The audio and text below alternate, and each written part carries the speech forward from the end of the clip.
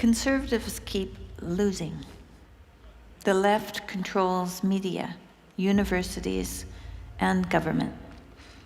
How can conservatives be effective, and how can they win?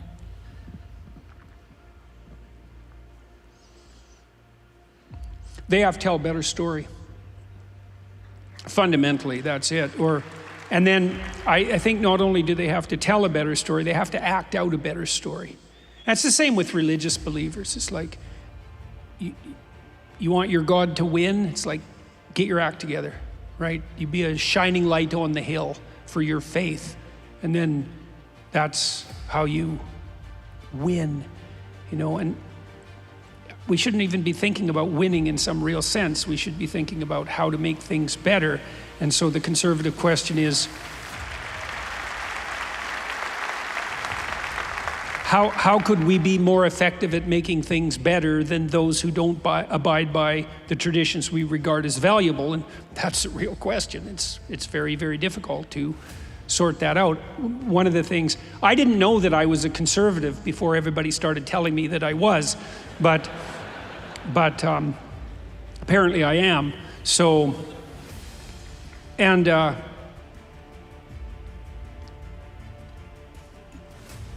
one of the benefits of that is that there are conservative stories that are quite compelling, and they haven't been told well for quite a long time. And one of maybe the core story that's compelling on the conservative side is something like that meaning and responsibility are integrally linked. And that's not a story that's been well told in our culture for at least since the mid-60s. It's just not told at all. And I've noticed that story has a universal impact on the audiences that I've been addressing, to walk people through the notion, for example, that if you find yourself in dire straits at some point in your life, that one of the arcs that you might have managed to build yourself will be constructed of the social relations made possible by the people for whom you took responsibility. And everyone understands that as soon as you lay it out. It's like, well, of course that's going to be the case, obviously. If you have been a credit, if you have conducted yourself credibly in the eyes of the people you've interacted with, the probability that they're going to be hungry for the opportunity to reciprocate is very, very high. And so one core conservative message is something like meaning through responsibility.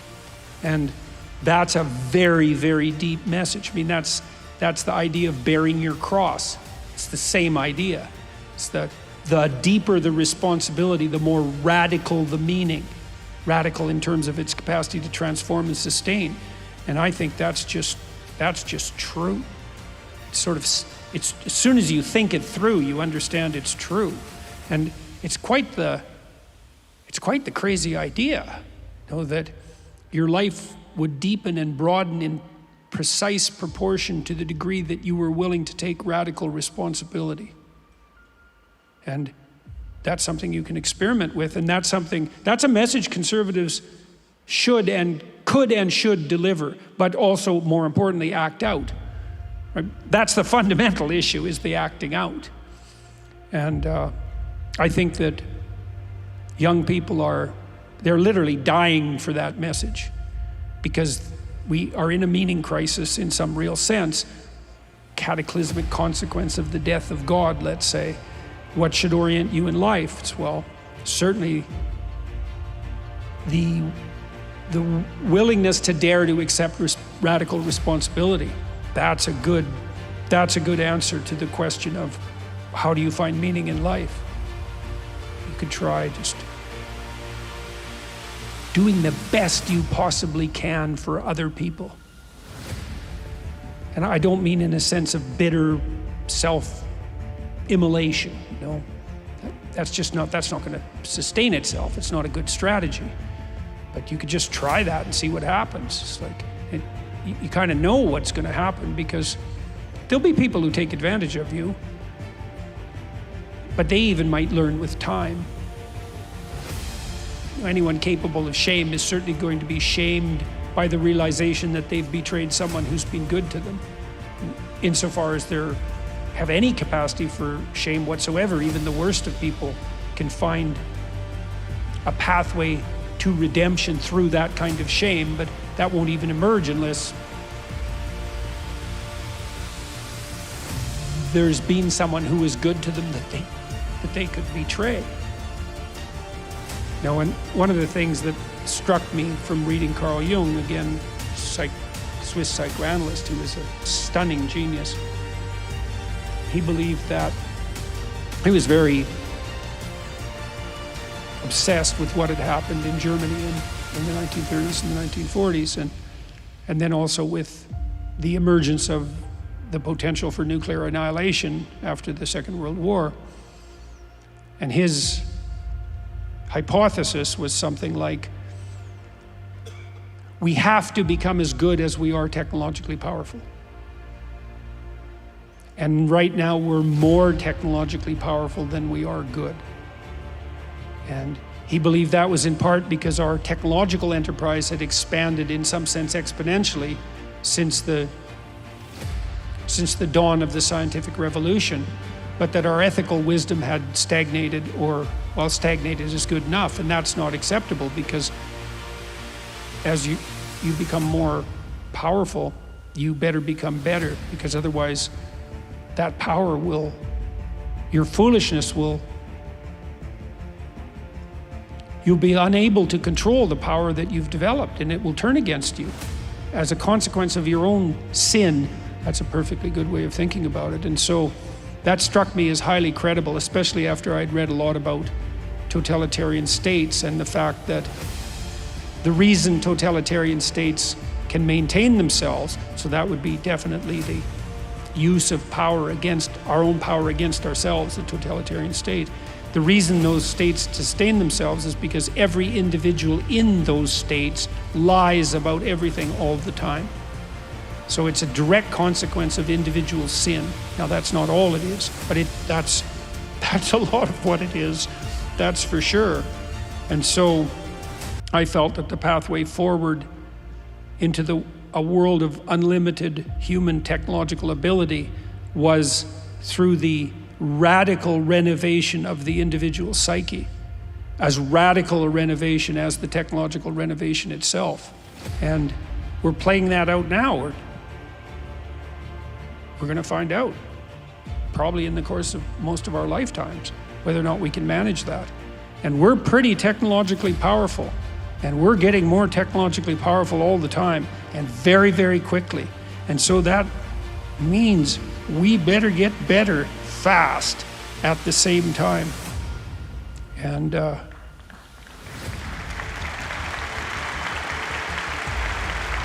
yeah, and the hardening thing, I would say the hardening thing in that is that, you know, that's not a matter of just constraining yourself, because people think, well, you know, how dull it is to be good. There's all these things that I would like to do that I no longer can. It's all constraint and walls. It's all regulations and rules. And conservatives can come across as people who promote that viewpoint. It's all about constraint.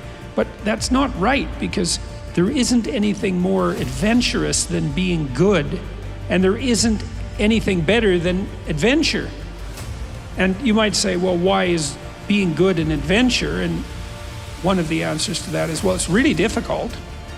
And so that's a plus. It's difficult in a voluntary sort of way. It means you have to take yourself in hand, right? And that's a challenge, but maybe you want a challenge.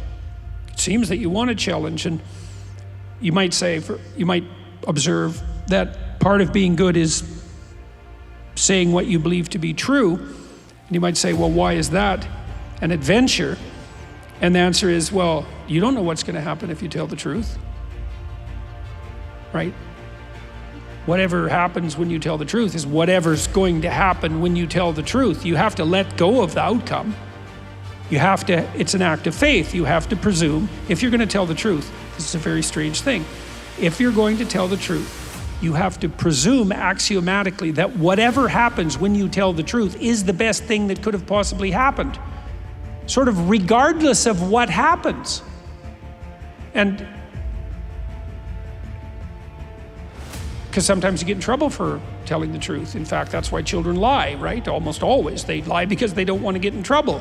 And then you might say to them, well, they might object, well, why shouldn't I lie? Because I just get in trouble if I told the truth. It's like, well, the answer is because you'll get in a lot more trouble if you lie. It'll just take a lot longer to manifest itself. But when it does, it'll be way worse. And so you might as well take your lumps while